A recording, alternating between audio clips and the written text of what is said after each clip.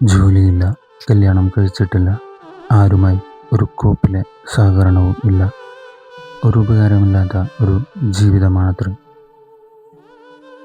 എന്നെ നോക്കുന്നവരുടെ മുഖത്ത് മാറി മറിയുന്ന പരിഹാസം, പരിതാപം, അയിത്തം, വെറുപ്പ്, അറപ്പ് എല്ലാം ഒരു വാക്കുകൊണ്ട് പോലും പറയാതെ പറഞ്ഞ് എന്നെ ഒളിക്കാനിടമില്ലാത്തൊരിടത്തേക്ക് ആട്ടിയോടിക്കുന്നു.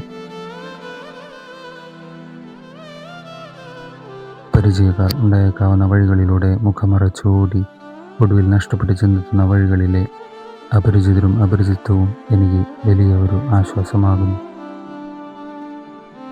അങ്ങനെ ചിലപ്പോഴെങ്കിലും നഷ്ടപ്പെടൽ എനിക്കൊരു അനുഗ്രഹമാകുന്നു. സ്വയം വെറുക്കലിൽ നിന്നുള്ള സ്വാതന്ത്ര്യത്തിൻ്റെ ഇടവേളകൾ.